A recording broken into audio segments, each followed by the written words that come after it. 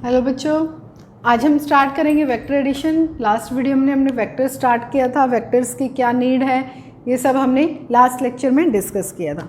तो आज हम स्टार्ट करते हैं वेक्टर एडिशन। हमारा काइनेमेटिक्स में हमारा नेक्स्ट टॉपिक वेक्टर्स चैप्टर का है वेक्टर एडिशन। देखो वेक्टर एडिशन आपको दो चीज़ बताती है, एक तो स्केलर एडिशन और एक वेक्टर एडिशन। दोनों में डिफरेंस क्या है? स्केलर एडिशन क्या है? सपोज करो आप 3 पेन लेके एक शॉप से आए, 4 पेन एक शॉप से लेके आए, तो 3 + 4 हम क्या करते हैं 7। यानी स्केलर एडिशन का मतलब क्या है? जो सिंपल एल्जेब्रिक एडिशन होता है उसको हम क्या बोलते हैं? Scalar addition. जैसे सपोज करो आपने मैंगो परचेज़ किए 4 kg एक यहाँ से एक शॉप से परचेज़ किए, 3 kg एक शॉप से परचेज़ किए, तो टोटल कितने बने?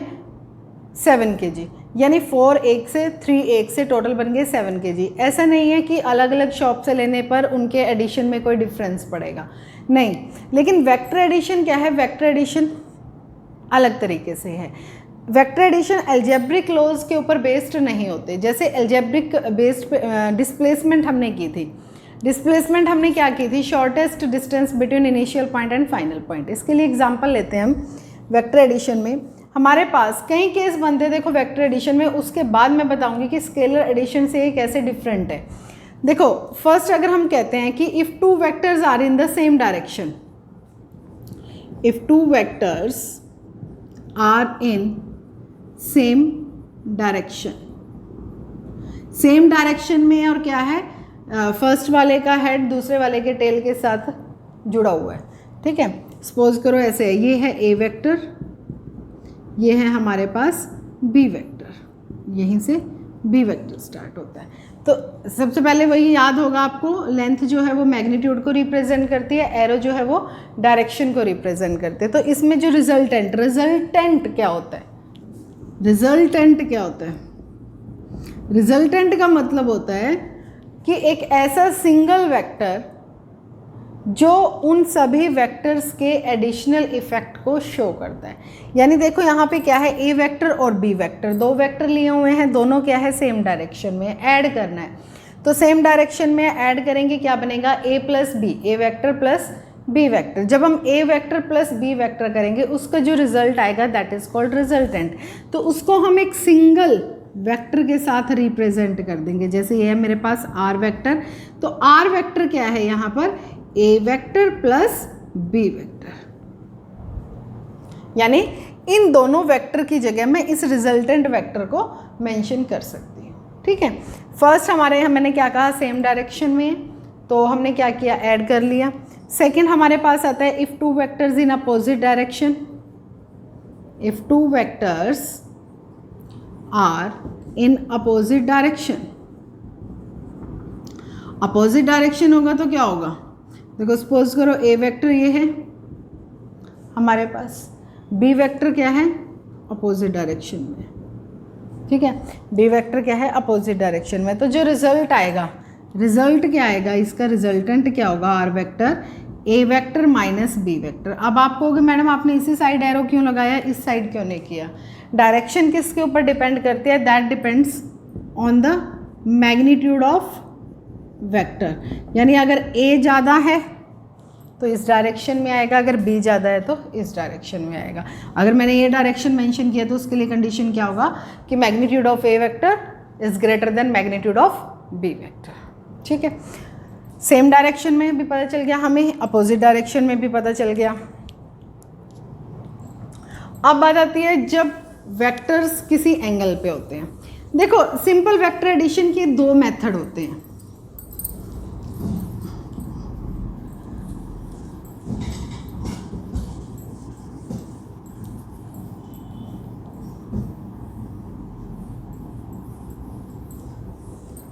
सिंपल वेक्टर एडिशन के हमारे पास 2 मेथड्स हैं।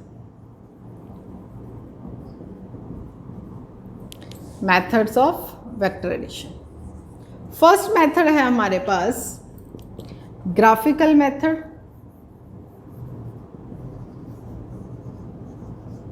सेकंड मेथड है हमारे पास एनालिटिकल मेथड।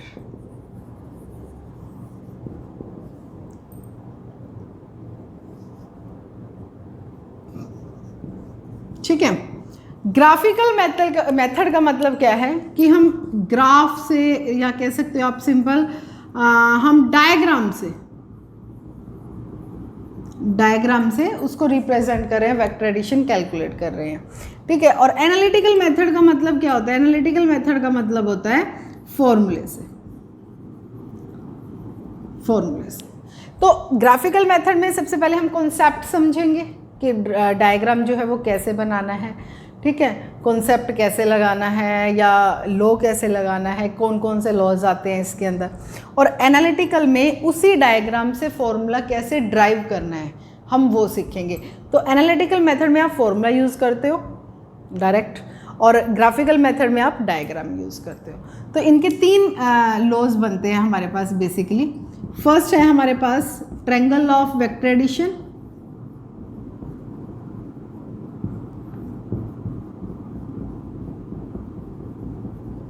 सेकंड है parallelogram law of vector addition,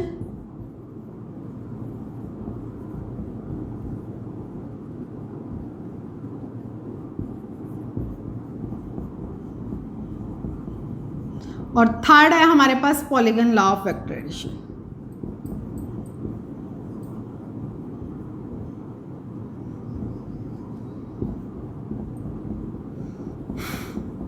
ठीक है, तो हम करते हैं स्टार्ट ग्राफिकल मेथड में ही समझेंगे triangle law of vector addition को, parallelogram law of vector addition और polygon law of vector addition को। उसके बाद हम क्या करेंगे? एनालिटिकल यानी फॉर्मूला क्या करेंगे इसका ड्राइव करेंगे। ठीक है, तो हम स्टार्ट करते हैं ग्राफिकल मेथड्स।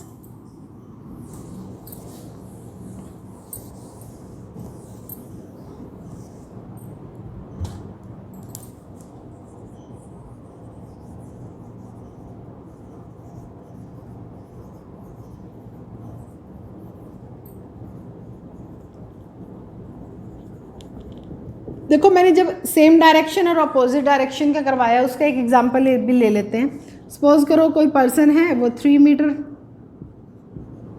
ईस्ट गया, फिर 4 मीटर ईस्ट गया, तो टोटल डिस्प्लेसमेंट कितनी बनेगी? 3 + 4, यानी आर हमारे पास क्या बनेगा? a + b, that means 3 metre + 4 metre, that means 7 meters towards east, right? Opposite direction 3 वो क्या हुआ? 4 मीटर ईस्ट गया, फिर वहाँ से वो कुछ भूल गया, घर वापस आया, यानी वेस्ट की तरफ 2 मीटर। तो वेक्टर एडिशन कैसे करोगे? है तो वही वेक्टर एडिशन है, तो रिजल्टेंट क्या होगा? a वेक्टर + b वेक्टर, यानी 2 metre + 4 metre + 2 metre, but result कितना आया? 2 metre towards east, 2 metre towards east. यहाँ पे बच्चे क्या कहते हैं? कहते मैडम यहाँ भी प्लस लगाया, यहाँ भी प्लस लगाया, यहाँ भी प्लस है, यहाँ। यही तो वेक्टर एडिशन और स्केलर एडिशन में डिफरेंस है भाई। जो वेक्टर एडिशन है उसमें एंगल का बड़ा फ़र्क पड़ता है, स्केलर एडिशन में फ़र्क नहीं पड़ता। आपने 4 किलो आम लिए, 3 किलो आम लिए, उसके 4 किलो एक पॉलीथीन में डलवा लिए, 3 किलो एक पॉलीथीन में डलवा लिए, ठीक है। आपने पहले उसको ऐसे पकड़ा हुआ था तो भी वो 7 किलो ही टोटल बने, ऐसे पकड़ा है तो भी, ऐसे पकड़ा है तो भी, कोई एंगल कर लो वो रहेंगे तो 7 किलो ही, है ना, 7 kg ही रहेंगे, चेंज तो नहीं होंगे। अब ऐसे ही क्या है, वेक्टर एडिशन में अगर हम आए, एंगल का बड़ा इफेक्ट पड़ता है। एंगल का कैसे इफेक्ट पड़ता है? देखो, जब हमने देखा दोनों सेम डायरेक्शन में है, यानी एंगल कितना है? 0 डिग्री, 0 डिग्री है, तो हमने क्या देखा कि वही उसी केस में 7 मीटर आता है। सपोज करो 4 और 3 लिया था, इसको मैं 3 ले लेती हूँ अगर, तो कितना बन जाएगा फिर यहाँ पे 1, ठीक है। लेकिन सेकंड केस में जब मैंने एंगल बना दिया 180 डिग्री, दोनों वेक्टर्स के बीच में एंगल कितना है? 180 डिग्री, तो हमारा आंसर कितना आया? हमारा आंसर आया 1 मीटर।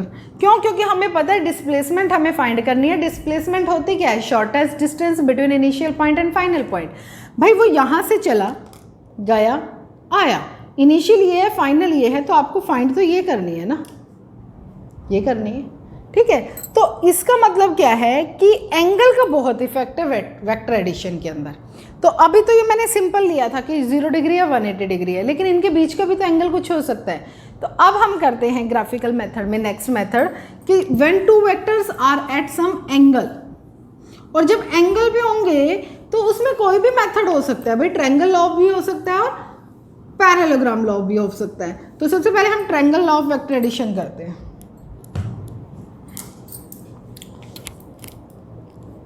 when third point है when two vectors are at some angle, यानी दो एंगल्स हैं, वो क्या है, किसी पर्टिकुलर एंगल पर, दो वेक्टर्स हैं जो किसी पर्टिकुलर एंगल पे हैं। देखो इसके लिए मैं क्या कर रही हूँ, पहले एक स्टेटमेंट लिख रही हूँ, जो इसके अंदर सबसे पहला लॉ हम कर रहे हैं triangle law of vector addition, इसकी मैं स्टेटमेंट लिख रही हूँ। उसको हम 2-3 बार पढ़ेंगे, समझेंगे, फिर बताएंगे है क्या। मैंने कहा triangle law of vector addition, ये लॉ क्या कहता है, if two vectors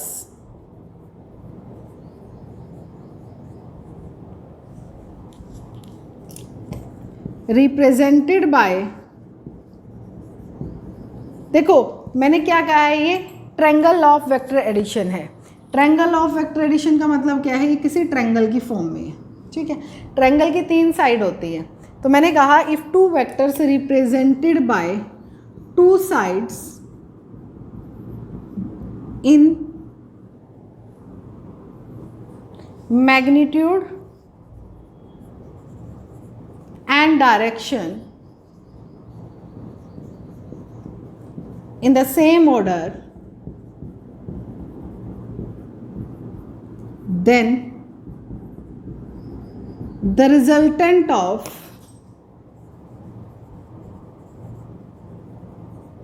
these two vectors is represented by the third side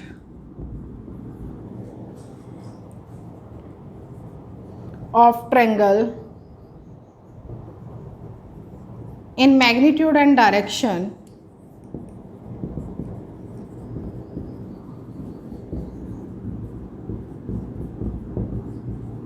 in the opposite direction।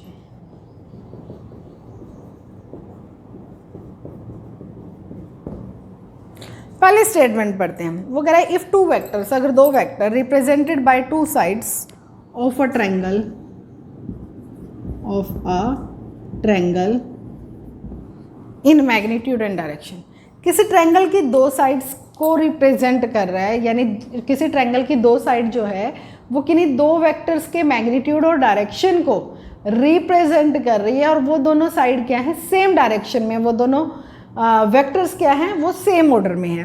Then the resultant of these 2 vectors, तब इन 2 वेक्टर्स का जो रिजल्टेंट है वो क्या होगा, that is represented by third side of triangle in magnitude and direction in the opposite, direction की बजाय लिख दो इन द अपोजिट ऑर्डर। देखो कहना क्या चाह रहा है, दोबारा पढ़ो, इतना क्या कहना चाह रहा है खुद भी समझ के देखो। वो कह रहा है कि भाई एक ट्रायंगल है तुम्हारे पास, ठीक है, ट्रायंगल की 2 साइड को रिप्रेजेंट कर रहे हैं 2 वेक्टर, और वो दोनों वेक्टर क्या है, सेम ऑर्डर में है। भाई मैंने ट्रायंगल ली, एक वेक्टर ये लिया, सेम ऑर्डर का है तो इसी ऑर्डर में जाना है, एक वेक्टर ये हुआ।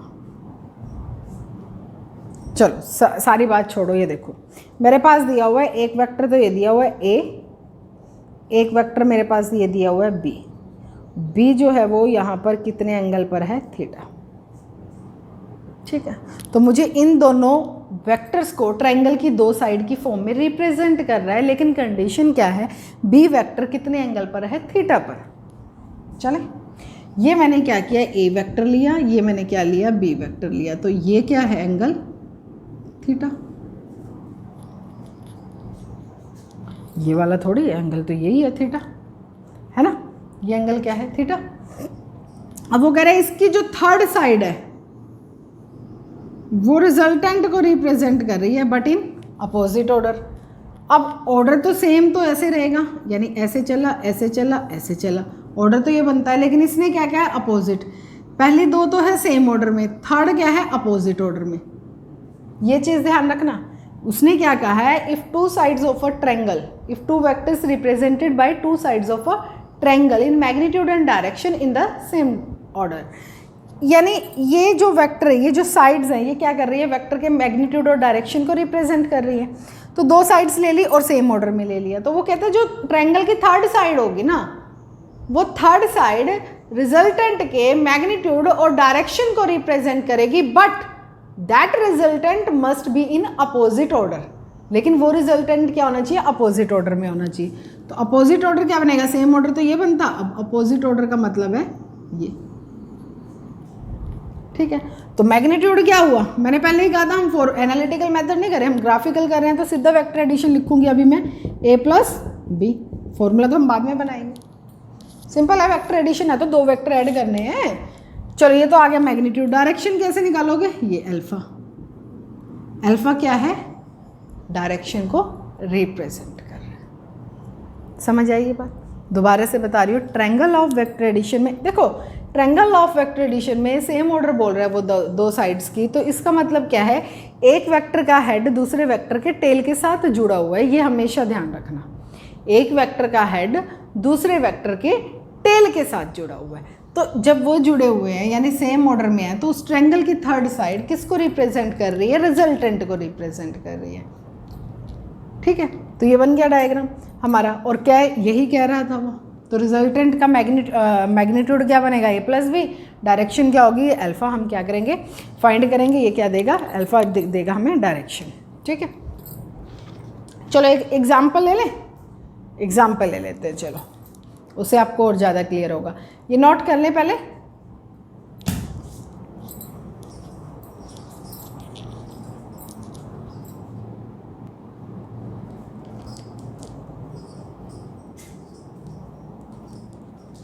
इसका एग्जाम्पल लेते हैं। A girl moves 3 metre towards east and then take 90-degree turn towards left,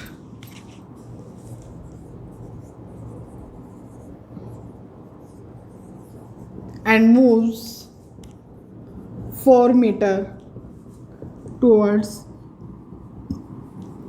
north. Find the displacement of curve.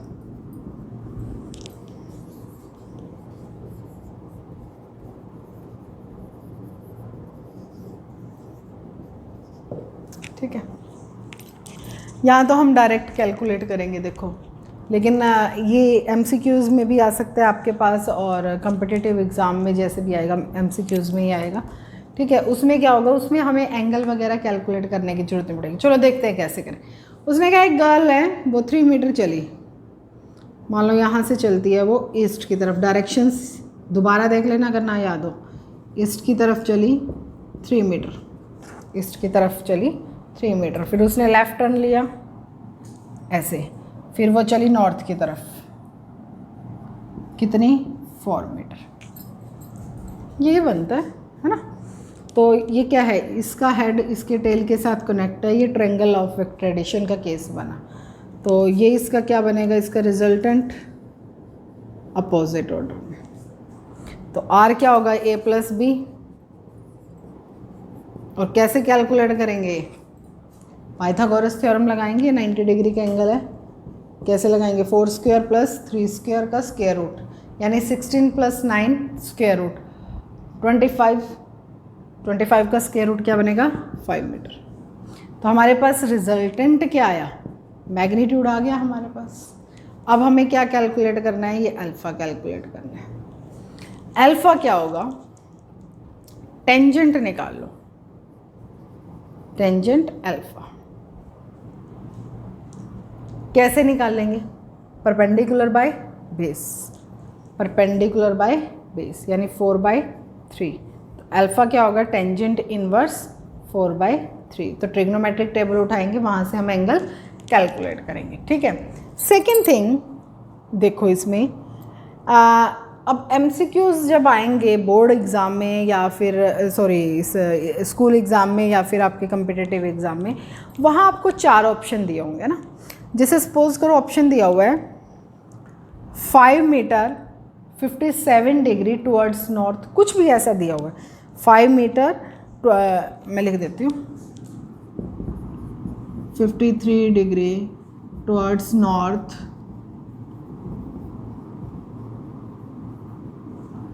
5 metre 37 degree, फिर मैं कहती हूँ 4 मीटर 53 डिग्री, फिर मैं कहती हूँ 9 मीटर 37 डिग्री।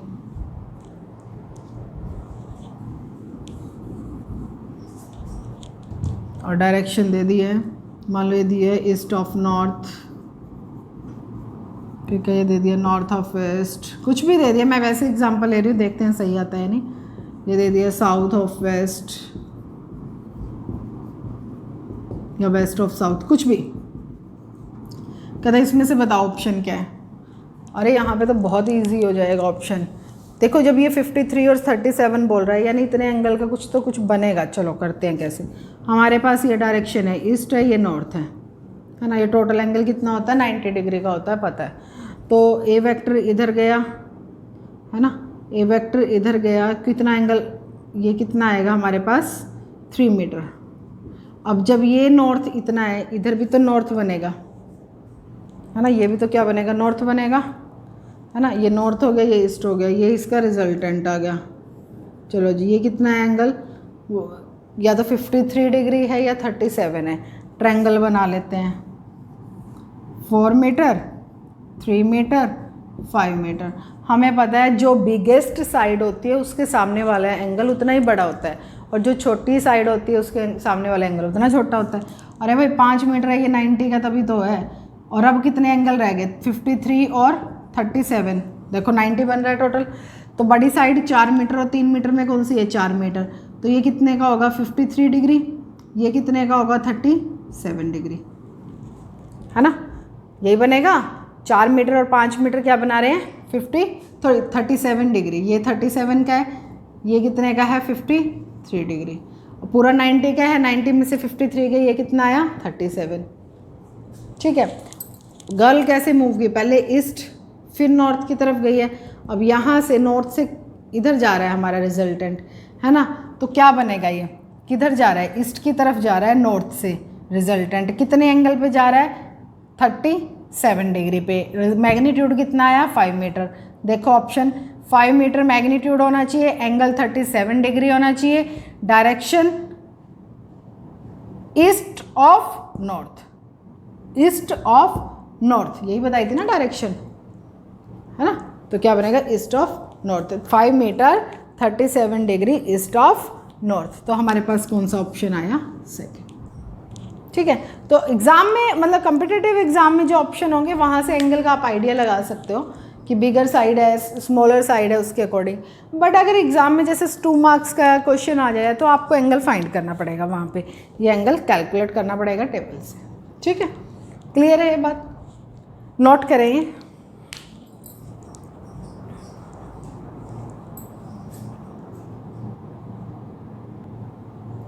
अब हम करते हैं parallelogram law of vector addition.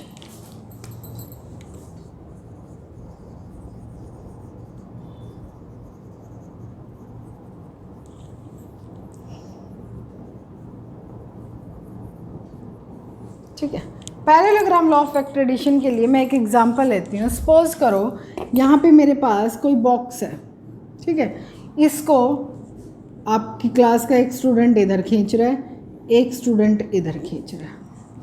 F1 force से ये इधर खींच रहा है, F2 से ये इधर खींच रहा है।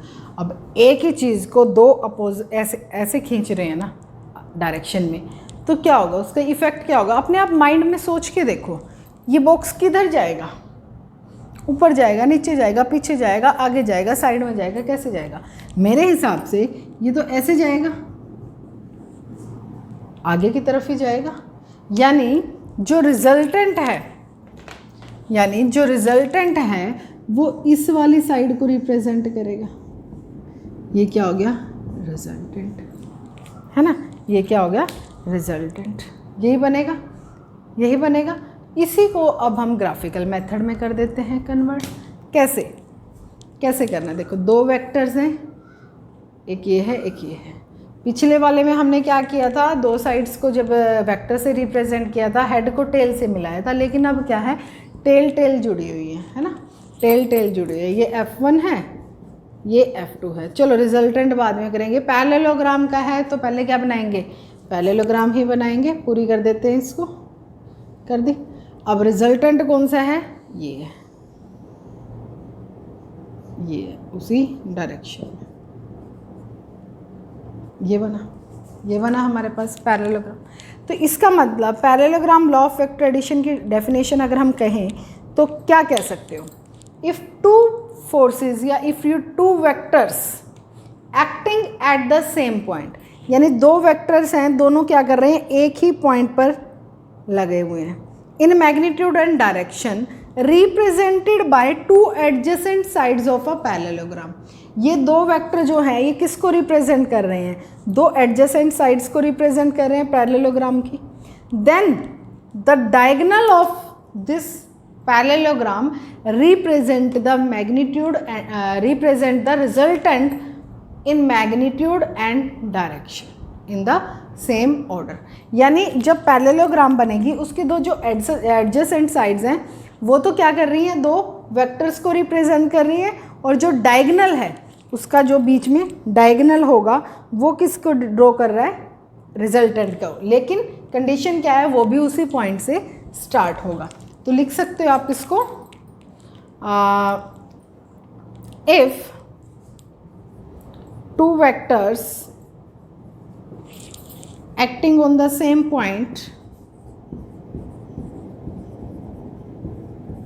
at the same time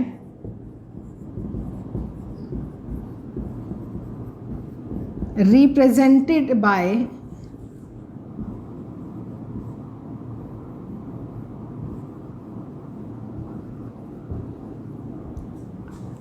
two sides, adjacent sides, represented in magnitude and direction, mention कर दो। मैग्नीट्यूड और डायरेक्शन दोनों को बता रही है। इन magnitude and direction by two adjacent sides of a parallelogram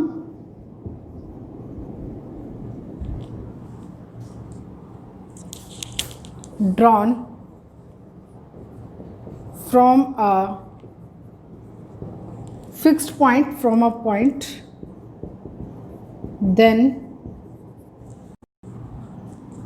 resultant of these two vectors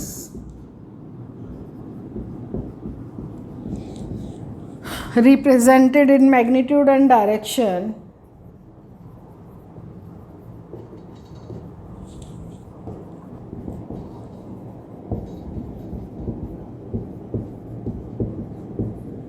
by the diagonal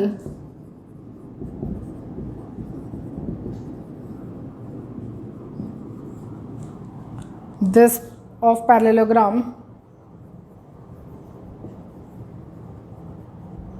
drawn from the same point। ठीक है, तो ये हो गया। तो यानी हमारे पास R कितना है यहाँ पे? F1 प्लस F2 वैसे दिखा रहे हैं क्योंकि वेक्टर एडिशन है। एंगल आपको क्या करना पड़ेगा? कैलकुलेट करना पड़ेगा। डायरेक्शन आपको क्या करनी पड़ेगी? फाइंड करनी पड़ेगी। ठीक है, ये हो गया रिजल्टेंट की किसके साथ आप बना रहे हो एंगल, वो क्या करोगे?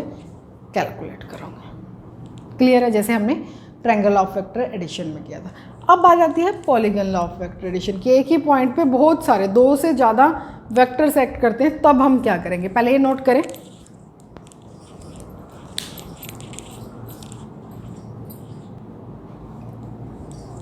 अब बात आती है polygon law of vector addition की। पॉलीगन यानी बहुत सारी साइड्स।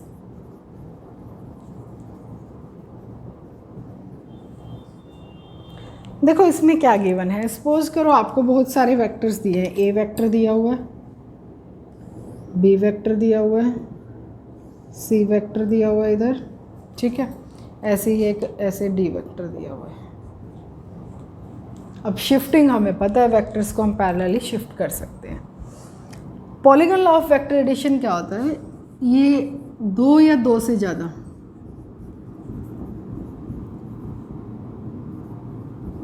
मतलब मोर देन टू वेक्टर से कर लो, दो के लिए तो हम सिंपल लॉ लगा लेंगे, more than two vectors, sorry, दो वेक्टर से ज़्यादा वेक्टर्स को अगर हमें ऐड करना है तो उसके लिए हम ये लॉ यूज़ करते हैं। तो अब हमारे पास सपोज करो ऐसे कोई वेक्टर दिए हुए हैं, तो हम इनको कैसे ऐड करेंगे। शिफ्टिंग हमें पता ही है, क्या करेंगे, ए वेक्टर है, इसको पैरेलली शिफ्ट कर सकते हैं, बी वेक्टर, इसको शिफ्ट कर दिया, सी वेक्टर, मेरी साइड्स की लेंथ कम ज़्यादा हो सकती है, ठीक है ना, वो देख लेना, डी वेक्टर, इसको उठा के यहाँ रख दिया, डी वेक्टर, ये बनेगा।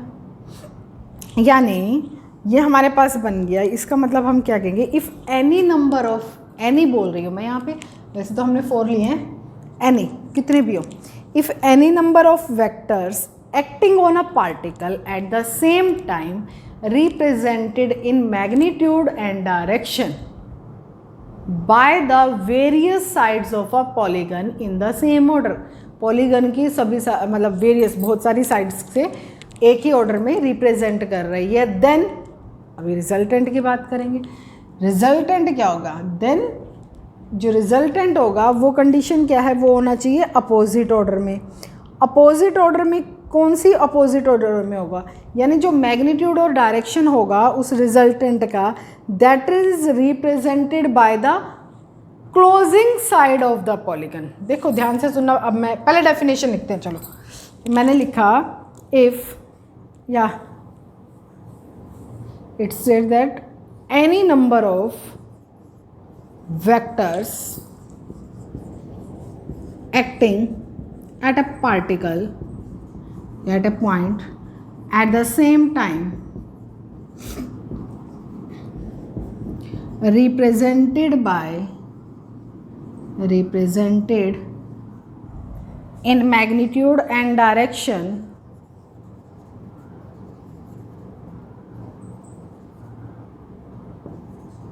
by various sides of open polygon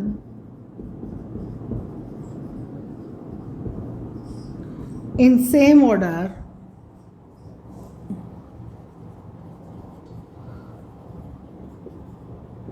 then the resultant of these vectors in magnitude and direction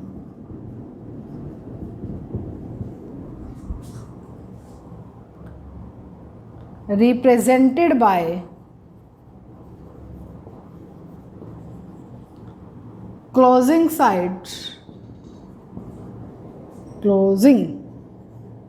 side of polygon in opposite direction।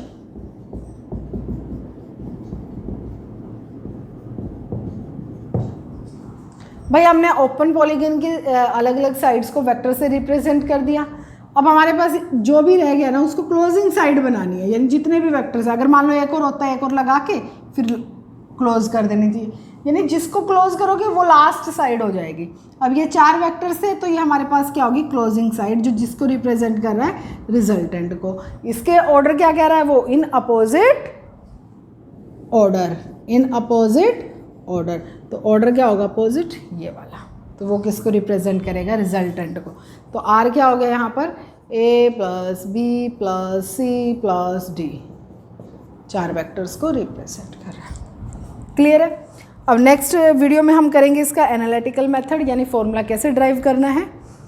तब तक के लिए इतना ही करो। ठीक है। और अपने न्यूमेरिकल पार्ट जरूर सॉल्व करते जाना। अभी काफ़ी दिन हो गए हैं तुम्हें कोई असाइनमेंट नहीं दी, अगर दी है तो उसको सॉल्व करो जल्दी से जल्दी। जितना जल्दी चेक करवाओगे नेक्स्ट असाइनमेंट उतनी जल्दी मिलेगी। ठीक है, थैंक यू बेटा।